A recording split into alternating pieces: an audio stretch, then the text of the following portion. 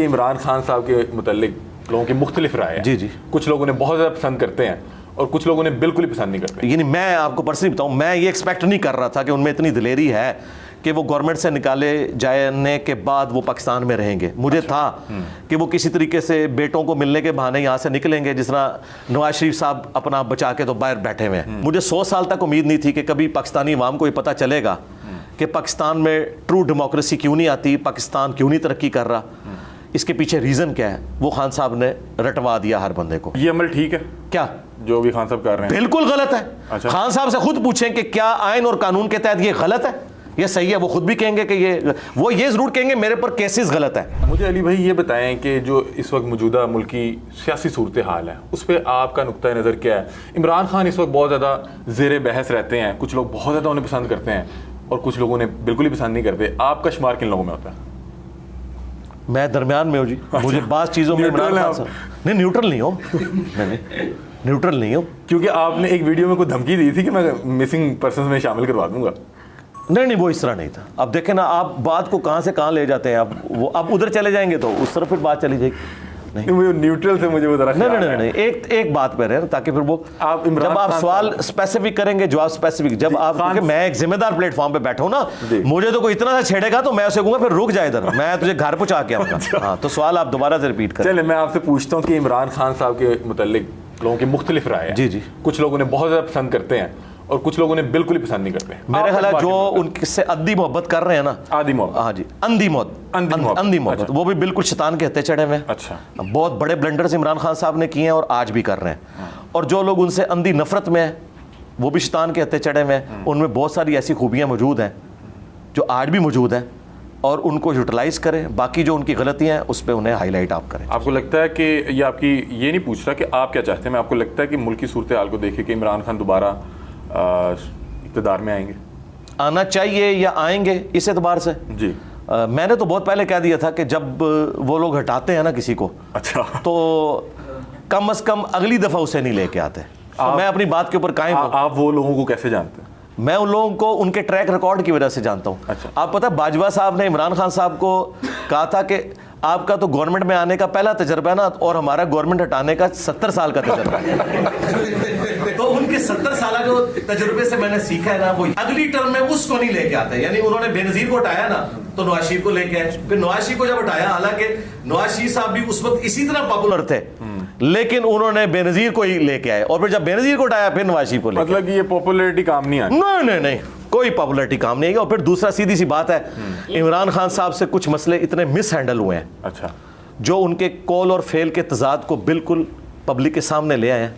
उनकी जो वो एक समझ लें सादिक और अमीन वाली बात थी ना, जो लोग समझे हुए थे, तो उसमें से तो काफ़ी सारी चीज़ें वो लूज कर चुके। ये आप कौन सी तोशाखाना की बात कर रहे हैं? जी, ज़ाहिर है वो खुद मान रहे हैं। तोशाखाना तो इन सारों ने लिया ना। नहीं, ये तो बात नहीं है ना। फिर वही बात है, जब सारे चोर हैं तो तुम भी चोर हो। अच्छा, तुम क्यों वलीउल्लाह बने हुए हो? ये बात है कि देखो, जब आप ये एक मिनट बात सुने, जब आप ये क्लेम करते हो कि मैं इस सिस्टम से निकलूं, ये इसी तरीके से कि मैं ये बात करूं कि मैं चंदा बुक नहीं ले रहा, कल को नजर आ जाए कि मैंने करोड़ों का चंदा लिया है और मैं कहूं कि जी ये तो फलां मौलवी ने लिया, तो आप मुझे कहेंगे मामा तू तो इज्जत इसी गल दी वेल की सी निकले, तू झूठिया, तू पूरी इज्जत इस गल उत्ते कमाई सी कि तू एक काम नहीं कर रहा, तो तू यही काम किया है, ये आप कहेंगे, ये आपका राइट होगा। ऐसी। खान साहब ने जो मॉरल ग्राउंड्स खड़ी की थी ना, माजरत के साथ, वो उससे धड़म से नीचे गिर गए। मतलब कि खान साहब का मुआवजा उनके मुआवजा तो हमने करना ही नहीं है। पता क्यों? नहीं, मुआवजा इसलिए नहीं करना, मुआवजा तो करना ही नहीं है। खान साहब ने क्लेम किया था कि मैं इस प्लेनेट अर्थ पे एक फरिश्ता हूं, मुझसे पहले कोई ईमानदार लीडर नहीं आया, ये उनके क्लेम्स थे।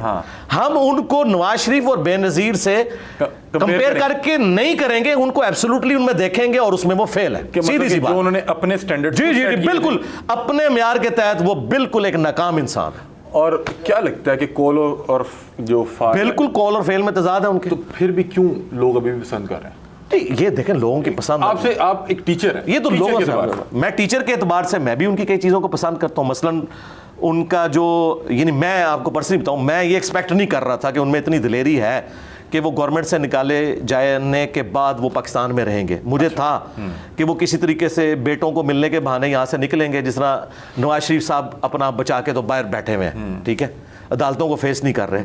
उनके पास भी रीज़न होगी, ज़ाहिर अदालतें जिस किस्म का किरदार अदा कर रही हैं वो आपके सामने है। अब एक एक करके सारे पोल खुलते जा रहे हैं। जो एस्टेब्लिशमेंट ने किया वो भी खुल चुका। तो मुझे ये था कि इमरान खान साहब भी चले जाएंगे, तो इस एतबार से मैं उनकी दिलेरी को सलाम करता हूं कि उन्होंने यहाँ रुके। अच्छा, सामना कर रहे हैं, सामना किया। अच्छा, उसके बाद उन्होंने इस्टेब्लिशमेंट का जो नेगेटिव रोल है पाकिस्तान की पॉलिटिक्स में, उन्होंने हर बंदे तक इसको पहुंचा दिया, जो शायद मुझे 100 साल तक उम्मीद नहीं थी कि कभी पाकिस्तानी अवाम को ये पता चलेगा कि पाकिस्तान में ट्रू डेमोक्रेसी क्यों नहीं आती, पाकिस्तान क्यों नहीं तरक्की कर रहा, इसके पीछे रीज़न क्या है, वो खान साहब ने रटवा दिया हर बंदे को। अच्छा। ये उनका बहुत बड़ा क्रेडिट है। तीसरा, मम्मी डैडी किस्म के लोग और वो लोग जो पॉलिटिक्स में दिलचस्पी नहीं रखते थे, वो उन लोगों को पॉलिटिक्स के अंदर ले आए और लोग पॉलिटिक्स में दिलचस्पी लेना शुरू हो गए, यानी नौजवान बच्चे भी, और एक उम्मीद लोगों को लगी। आप बड़ा इन्फ्लुएंस रखते हैं अवाम पे और बहुत ज़्यादा यंग बच्चे आपको बहुत ज़्यादा सुनते हैं, आप क्यों नहीं सियासत में आए थे? नहीं, कोई इरादा रखते हैं? नहीं, तो बस इस्तग़फ़ार, पाकिस्तान की सियासत इस काबिल ही नहीं है कि आप उसमें घुसें, क्योंकि यहाँ पे आपके ऊपर झूठे इल्ज़ामात लगते हैं, झूठे पर्चे कटाए जाते हैं। तो अभी भी लग रहे हैं। नहीं, देखें एक मिनट, मुझ पे जो इल्ज़ामात लग रहे हैं ना, उनका मैं जवाब दे रहा हूँ ना। अच्छा, वो तो दे नहीं पाएंगे? वो नहीं दे पाऊंगा ना। उसकी वजह यह है कि मैं बनी गाला की तरह 2000 बंदा बाहर खड़े करके पुलिस से तो नहीं जान छुड़ा सकता। मैं तो ये काम नहीं कर सकता कि मैं अपने स्टूडेंट्स को कहूंगा जी मैंने गिरफ्तारी नहीं देनी इस जाली मुकदमे में, तो आके मेरी हिफाजत करो। मैं तो गिरफ्तारी दे दूंगा, मैं तो एक अबाइड बाय द लॉ हूं, मुझे पकड़ के जेल में डाल देंगे, ठीक है। तो मैं जो दीन का काम कर रहा हूं ये तो नहीं कर सकता, या तो मैं बाहर के मुल्क जाके बैठ जाऊं। मैं इस तरह के काम नहीं कर सकता जो खान साहब कर रहे हैं। ये अमल ठीक है क्या?